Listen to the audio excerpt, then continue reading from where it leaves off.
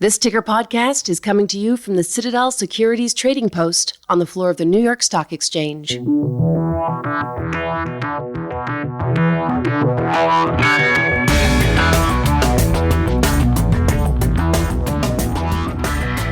anonymous online assaults to nefarious short reports to short seller activism from the biggest hedge funds, it seems short attacks are here to stay. When used appropriately, short selling can be good for markets. But many companies have found that some forms of short selling basically amount to stock price manipulation. Laura Kiernan is founder and CEO of High Touch IR, a consultancy with special expertise in short interest mitigation. There's just so much, under the surface that you don't realize is going on. Laura dropped by the Citadel Securities post to talk about short tactics and how IROs can track and manage short interest. It's a fairly complex and opaque topic, and I think you'll find plenty to chew on. So, let's dive in. Laura Kiernan, welcome to the Ticker podcast. Thank you for having me. What is short selling? Short selling is an investment strategy that requires a so-called investor, as I call it, to borrow a security, sell it in the open market, and then they wait for the security to go down. Presumably, they pay a rate of interest, and then they buy the stock in the open market, and they return it to the investor that they borrowed the stock from. That is short selling. It's a bearish sentiment. So someone that is shorting the stock has, fundamentally is expecting the stock price to decline. And so it's considered a bearish strategy. And there are different kinds of short sellers. Some you call predatory and some you call, or presumably are part of the market, fundamental. Exactly. You've encountered a few predatory short sellers in your time. How prevalent are they these days? I think it's very prevalent. So when we look at money flow, just at a high level, where is active management going? Actively managed investments. Some of it's going to ESG or impact investing. This pool of active managed funds is getting smaller and smaller. Some of it is going to these short thesis strategies. We've seen growth in short thesis strategies over the past 10 years, I would say.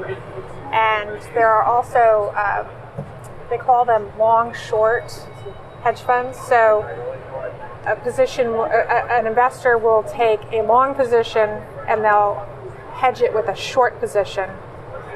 And those are considered to be market neutral funds. And so there's just a huge amount of shorting that goes on in the market. The other thing is that where the short lending is coming from is also growing.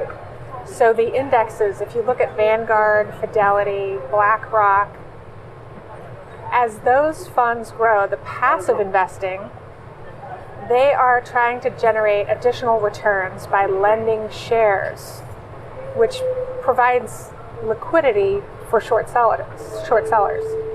So they're also, there's a lot of availability or liquidity for short sellers to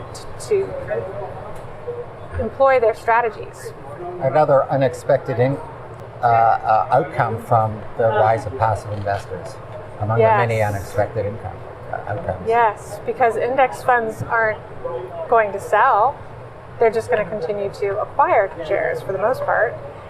So how do they juice their return and lower their costs? They lend shares to short sellers. How do you know if a short seller is in your stock? Well, the easiest way to know if a short seller is in your stock is to look at the twice monthly reported data that comes from FINRA. You can get it on Yahoo Finance, you can get it on Bloomberg, you can get it just about with any data service.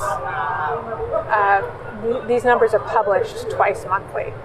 Generally, it's also there are statistics surrounding short interest, which tell you how much short interest you have in your stock relative to the float, to other factors like the trading volume, how many days it takes to cover, and things like that. And you can look at a stock and their short interest and get kind of a risk profile from the level of short interest, how many days it takes to cover that short interest. So it's not really rocket science to find out. No, it's not rocket science, but it is very opaque. So the disclosures around short interest are very opaque from an investor standpoint. There are, if you look at, in terms of reporting parity, an investor has to report their long positions. They don't have to report their short positions. So an IRO can look at their shareholder report and come up with, oh, I have 110% of my shares accounted for. How is that even possible? It's possible because you have at least 10% of your shares short, and you don't know who those short sellers are. So it's very opaque from an information parity these standpoint. databases, they won't give you names. They'll give you an ultimate number. Oh no, But they won't tell you who. It's typically very secretive. So short sellers generally don't like to be known as short sellers. It limits them.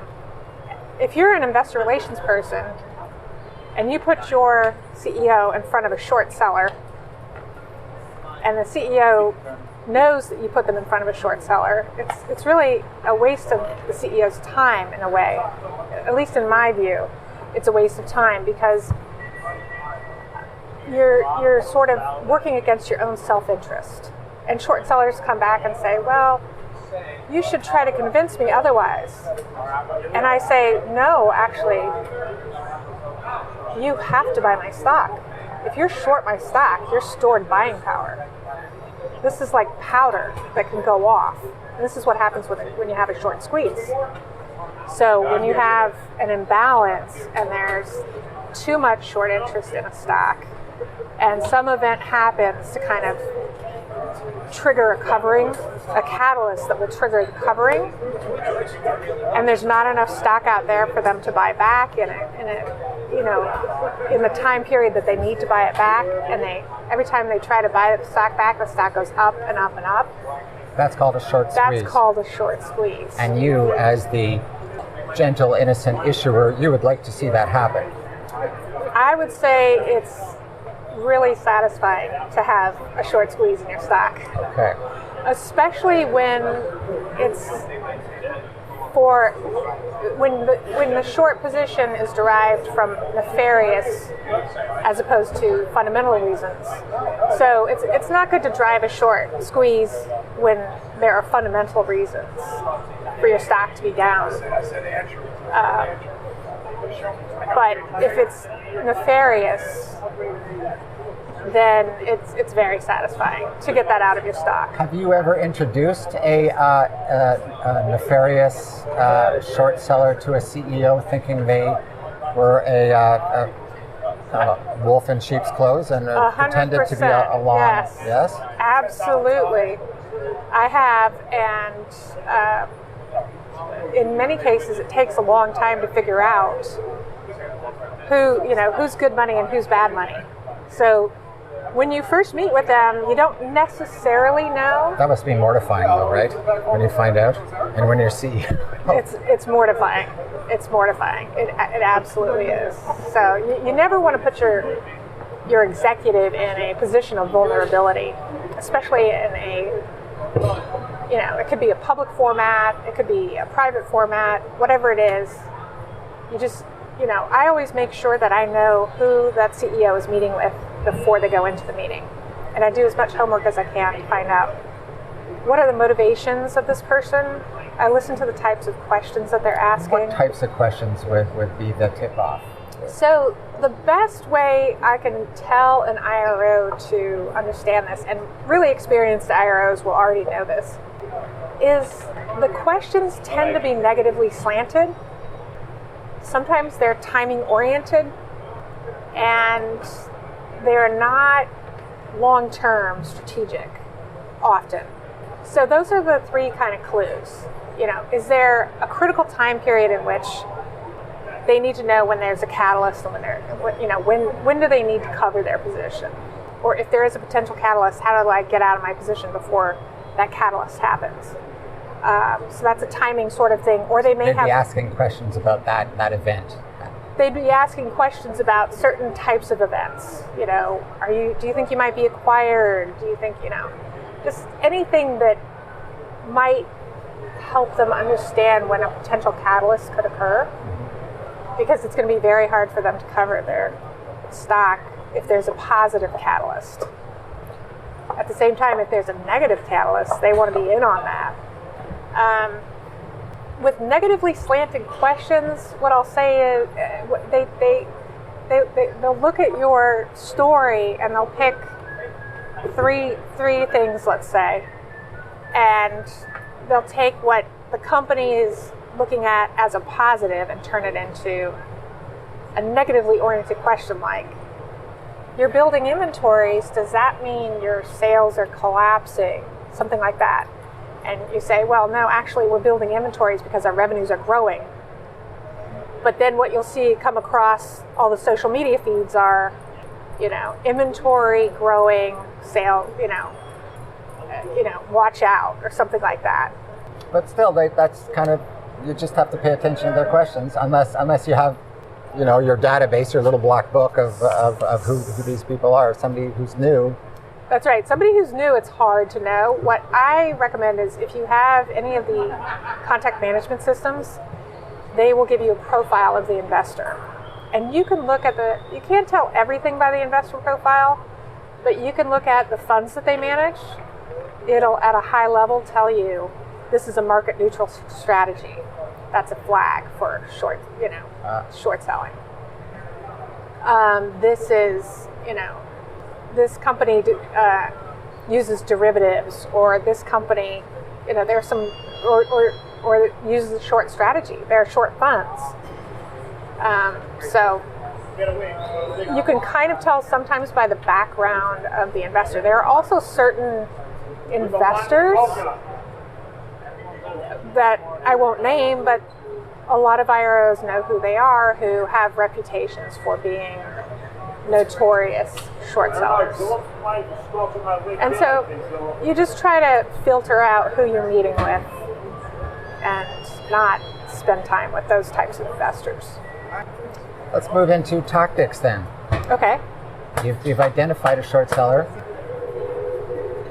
What can you do about it other than just do good R and tell people that whatever the short seller is saying is wrong and management is right? So the example I gave you about the inventory, you can make sure that your investment thesis touches on these key points, these key hot buttons that short sellers are sort of hanging their hats on. Make sure that you address your long-term strategic view about why you're growing inventories, or why you're investing in technology, or why you're expanding into new markets. So that's one way, and that would go under the good IR category. There are other ways you can find out, and I can give you some examples by talking about a case study that I have. So one company that I worked for, almost all the companies that I've worked for have had short selling issues, but one in particular was just, I would call it egregious. And I had to do a lot of work to find out who was selling the company short, what their motivations were, why was this a strategy that they were utilizing. Short sellers will go after vulnerable companies. So if you can address your company's vulnerabilities. What makes a company vulnerable? A variety of things. One is, if a company is newly listed, sometimes they become vulnerable. You've seen some recent IPOs where they come out of the gates very strongly priced, and then the price falls off significantly, 15 or 20%.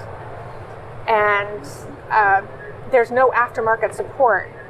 And so the short seller is sort of waiting for, okay, this major event, which is an IPO, and then they can kind of cram down the stock price after the IPO by just shorting and creating this negative momentum. And why is that particularly critical or vulnerable in an IPO situation? Just because you just haven't established relationships yet, or? Well, why is a company vulnerable at that time? Yeah. So one of the things I recommend is doing a lot of pre-marketing when you're going to do an IPO so that you have aftermarket support. So the bankers will support the company during the IPO process. But if there's not a proactive IR program in place to sort of, as soon as the bankers walk out the door, you have to maintain a market in your stock. Your stock becomes vulnerable.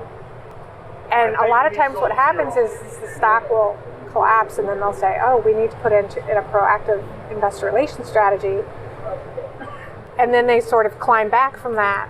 But it would have been maybe better if the company had started a really proactive investor relations strategy before the IPO to help support the stock as soon as it priced. You mean there are companies that don't do that in this day and age? Well, I think so. I mean, it's interesting. I mean, there are a whole variety of reasons why stocks collapse after IPOs. I mean, if you look at Uber recently, another company. Shorts are involved with them, with Uber? Well, short, most likely, yes. I mean, I can't say for certain, but most likely shorts were involved in that collapse after the IPO. It was interesting because it was reported that Morgan Stanley had shorted the stock, which was the market maker on that deal. But what they explained is that new offerings often include short selling because this is very complex. But basically, if they oversell, they have to short sell. And then what ends up happening is if they oversubscribe, let's say, if they oversubscribe, then they short sell to make up the difference. And then they unwind it after the stock kind of falls off a cliff, and then the stock goes back up. It's a pricing strategy. Okay. But apparently it's part of every banking strategy to include short selling as part of your initial public offering by the banks that list you. Well, that's something to keep in mind. It is. I guess it's sort of good for liquidity in a way, I suppose, but... Well, this was news to me, and I only learned of it after I saw it reported in the press. Okay. About the Uber IPO. So, and I believe Morgan Stanley came out with, statements about, why it's done. But I can tell you that companies don't generally know that they're being shorted by their market maker the day of the IPO. So that falls into the category of not exactly a tactic to combat short sellers, but just something you've got to deal with, right? You can expect. I mean, it helps to be aware. So I've worked with bankers for 30 years, and there are many times when bankers have come to us and said, we think you should do a convertible debt instrument. We think you should do, whatever it is, and they'll have a very strong case for it, but they won't give you the opposite case, which is why you should do it. And a convertible debt also is something that I do not recommend companies do unless it really makes sense for them, because when you issue convertible debt, there's, as part of the hedging strategy on the investor side, they will short your stock. So typically your short position goes up quite significantly when you do convertible debt. But always question, I would say, bankers are, they're absolutely necessary, and I've dealt with a lot of amazing bankers who are very strategic, but always try to figure out what the other side of the deal is. What's in it for them, and should you really do this? Is it really the right thing for the company? I liked your technique that you explained on your podcast about there was well, I'll let you tell the story, but there was a short seller in your stock, and he was acquiring the stock for a pittance. You're right. So one of the companies that I worked for, I by triangulating the shares outstanding, I knew that there were massive amounts of, let's call it, phantom shares that were not supported by actual borrowed stock.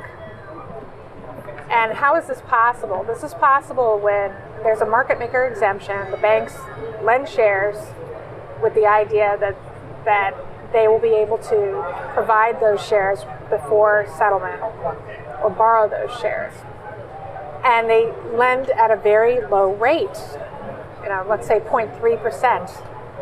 But if there are no shares to be lent, the rate should be very high, because price is the law of supply and demand. If there's no supply, the price should be very, very high. So I contacted all of the investors with lendable shares, and I told them that they should be earning a much higher rate of interest because there is no stock available to be lent. And they contacted the banks that they work for, and they got the rate up. And the rate in 1 week went from 0.3 to something like 28%, which then makes it much more expensive to short the stock. So if you have a high conviction short, if you really think for a fundamental reason that this stock is going to collapse, maybe you would be willing to pay 28% interest because you think you're going to generate a return of 50%. But if you're not sure, or you're just doing it to kind of game the market, it will be too costly for you to maintain that position, and you'll unwind it. And so and you'll never go back again. Or maybe not. And then what ends up happening is when the rate spikes, there's a whole group of people that cover, so that can cause a short squeeze in itself. But if you can find out how many lendable shares are in your stock relative to the amount of shares short, it will give you a clue as to what the lending rate should be. How can you do that? So your exchange should provide you with the lending rate. There are various services also on Bloomberg. You can use S3 or Market, which is out of London. I think they just acquired IPO.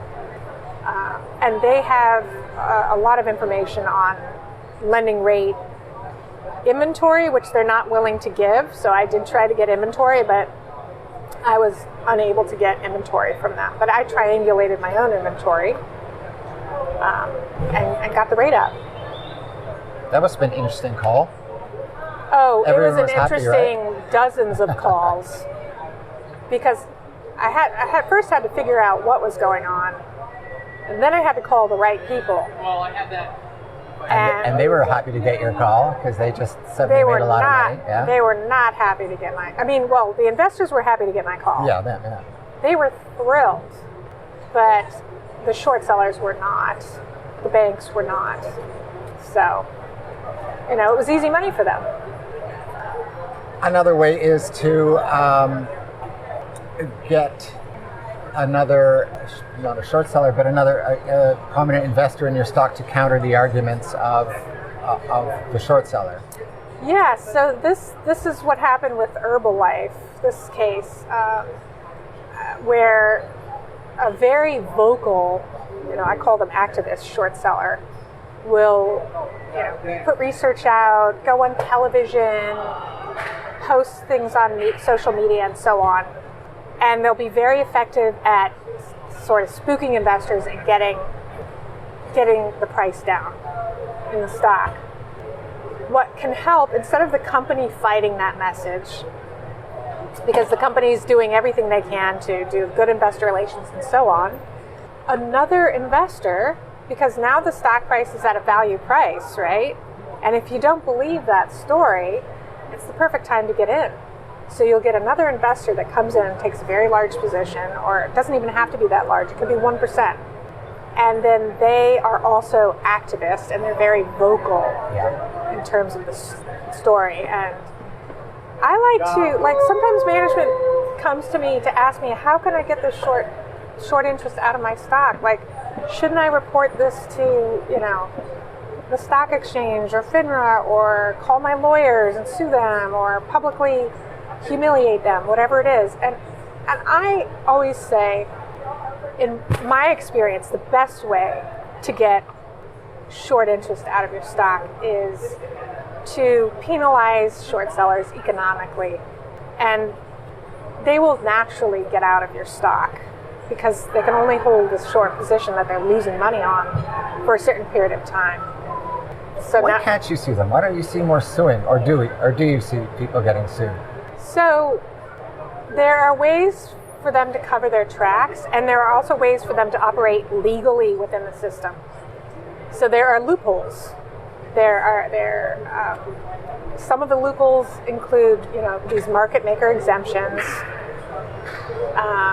and I liken it to kiting. So the banks will lend shares that they don't have, then they'll take on a derivative position to be able to provide those shares. And it effectively rolls forward the position repeatedly. That's one way of doing it. That's a loophole. So it's legal. Some of it is legal. It's on the border of what's legal and what's not. The banks can get fined for this. Fines are $25 to $50 million usually. But the last thing a bank wants is, this front page risk of, this was going on with one of their clients. So as a banking client, the bankers are helping the company execute a certain strategy. And then on the trading desk, they're executing another strategy, which is basically neutralizing the position for them, right. And disadvantaging the company. But I'm wondering how, again, pardon my ignorance, but don't these guys get sued? Don't they go straight to the lawyers? So in terms of suing, a lot of companies have tried suing. Like Overstock is probably one of the most notorious examples of CEOs going down that path. I mean, the CEO. What happened there?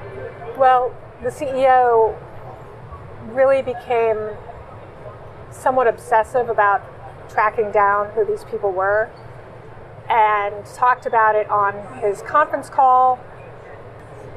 Supposedly he sleeps with a gun at night. This became a very, very public situation, and it really didn't help their stock at all. And so you can go down the path of suing. You can go down the path of reporting. You can go down all these paths, but what you may find yourself in is $10 million worth of legal costs and no result, because they've figured out every way to protect themselves legally from, having it proven that they've violated the law. And in many cases, they're not violating the law. What they're doing is they're just taking advantage of a vulnerable situation. So the best thing I think a company can do is mitigate those vulnerabilities and make yourself put yourself on the offensive so that you're not spending an inordinate amount of time dealing with nefarious short sellers. I also don't recommend CEOs get involved. I was going to ask. Some decide just to go on TV and go head to head with a short seller. I think you're basically amplifying their message for them, right? I always advise CEOs to, that's noise, that's market noise. Just focus on, meeting with the right investors, which I'm going to put you in front of. Meet with the right sell side, I'll put you in front of. Tell your story and just perform. And in the end, that's what's going to serve you and your investors best.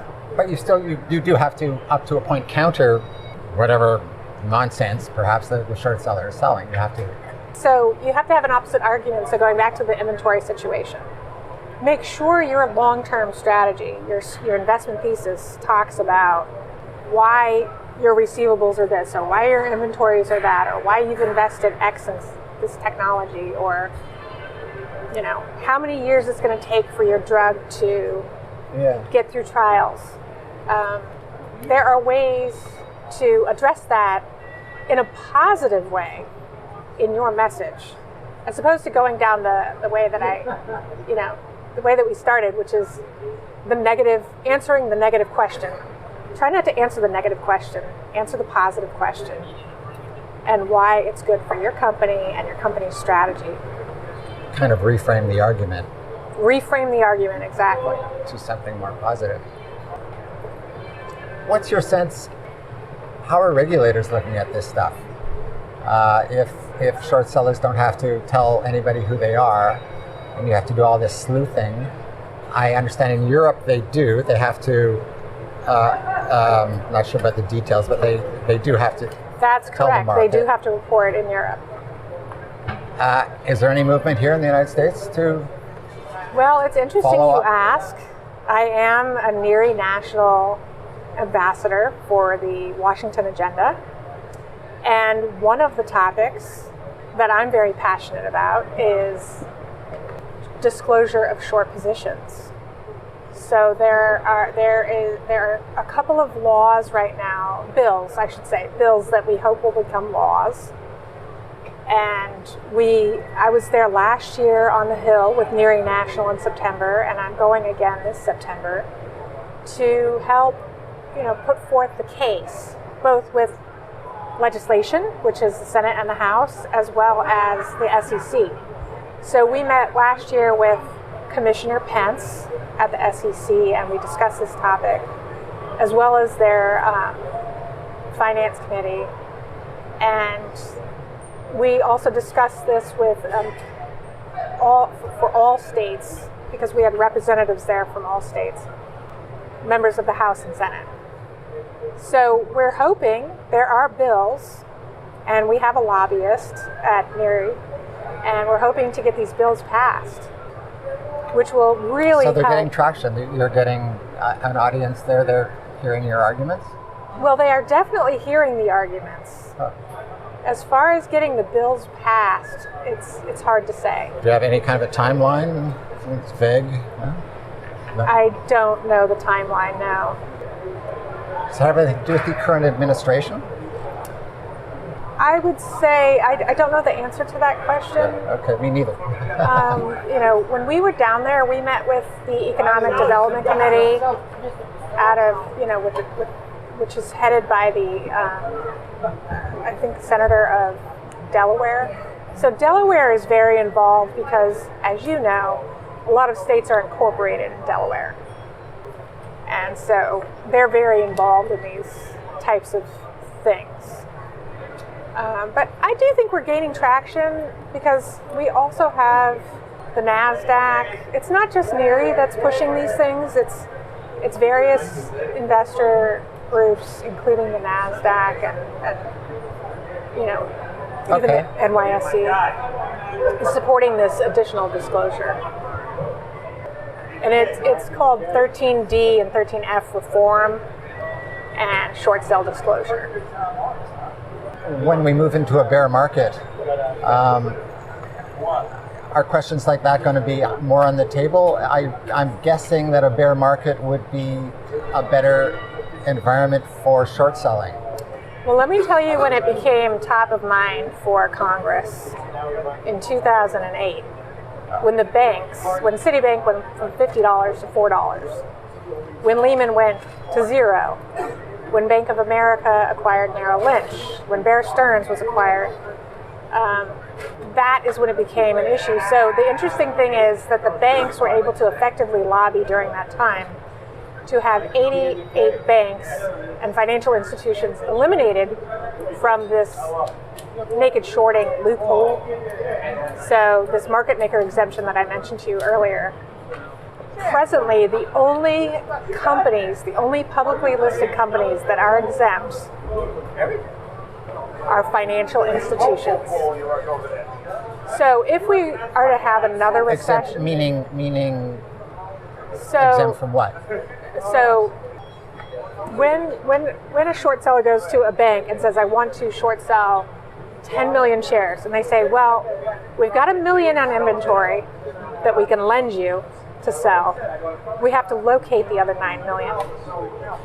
Because of their market maker exemption, as a bulge bracket firm, they are allowed to close that trade and locate the other shares. But sometimes they can't locate the other shares. And in that case, either the trade unwinds or it remains as a naked short. And this is what the banks sometimes will get fined for, because it's illegal to have a naked short. You have to unwind the position. You can't leave it naked. Define naked short. That just means the bank just says, "Oh, sorry, we're not going to give you the shares." The client will place a trade to short sell. The bank will agree to provide the shares to sell, to lend. Some of them. And those shares never materialize, but they'll run the trade through, and your stock price will go like that. So this is how it's possible to short many more shares than are actually even available to sell. And when you have a very low rate... That's what banks do. They make money for nothing. When it's at a very low cost, 0.3%, the bank is effectively lending shares that they're not borrowing, getting interest, and they're charging a very low rate of interest to the short seller. And the short seller benefits because they have a low cost short. The bank benefits because they're getting the trading volume and the lending fee. And nobody's the wiser because there's no disclosure around it. And they can just unwind it or use derivatives to hedge it out. Okay. Which is what happens like every quarter if a company, what happens on the day that your proxy, your annual date of record, is the one day a year that it all has to be cleaned up, because there has to be a fulsome, if you go back to the Broadridges and all of the the DTC, they have to reconcile everything, and if there are massive open positions on bank books, it will set off a red flag. So one day a year you can have this cleaned up. What one of the companies I worked for did was add in additional record dates during the year. So if you add in a quarterly dividend, there's a record date. Your annual shareholder record date. So then you have 5 record dates, and then it becomes a little bit more like a hot potato. It's like they don't have to clean it up once a year; they have to clean it up 5 times a year. So there are little things like that. So the upshot of that is everybody knows where the shares are, and the consequence of that is what? You can identify the short seller, or you can identify the short seller, but the broker that executed the trade, if the broker doesn't have a clean book, it will show up as a naked short. And they get fined, or they get if they're doing it consistently or it's egregious, then there are fines. Okay. Fines are usually $25 to $50 million. It's a slap on the wrist. Not sure if you answered my original question, but so in a bear market. So what's going to happen in the next bear market? If there's a sector that is particularly hurt, let's just say oil, for example. If there's massive short selling in oil, more than what's available to short, the oil companies may rally together and go to Congress and the SEC and say, look what's happening to our stock. You need to exclude us from this market maker exemption rule too. So the concept behind the market maker exemption rule is market makers have to make a market in your stock. So they have to have some flexibility in which to operate. And it allows things to be more fluid, right? Price discovery, more fluid. So it's necessary, but the problem comes when there are more nefarious, actors in play, just really taking advantage of a vulnerable situation. You said there are vulnerable situations, and IPOs can be vulnerable situations. And why is it that it's always the biotechs or the pharma companies that seem to be in the headlines? What's special about them? So biotechs are interesting. I'm only recently starting to work with biotechs, but they are particularly vulnerable. One thing about biotechs is that their cash flows are way off into the future. Oftentimes also they don't have management that have public company experience. And going back to you don't know what you don't know, sometimes these newly public company and CEOs, which maybe are at the top of their fields in biotech, they're now dealing with predatory types of investors, and they're vulnerable. They get taken advantage of because they're new and they're they're biotech, new and they may be meeting with the wrong types of investors that will take advantage of their vulnerability. That's grist for the mill. What else when you talk to IR people, what do they not know about this, or what's So let me tell you some things that might help you find out what's going on in your stock. Okay. So one, I mentioned the short interest that's published twice a month. I also recommend going to look at the SEC's regulations on short sale disclosures, and there's a link there to FINRA's. They don't call it naked shorting. What do they call it? Fails to deliver. So if you go to the FINRA fails to deliver file and do a search on your ticker and download the data over a period of time, and you will get a sense of how often your stock is failing to deliver. And if it's a very high level, that should raise some concern, because what's happening is the shares aren't available to lend, but somebody's still trying to constantly short it, which means your stock price is going down every time they're doing that. And maybe the trade is getting unwound, but the price action is not getting put back, right? So your stock goes down the day of the trade, then it gets canceled 2 days later because it can't settle, but they don't put the price back up, right? So they can just, it's like you fall down this hill and you can't catch yourself. So if you're constantly appearing on that list, you need to start talking to some people.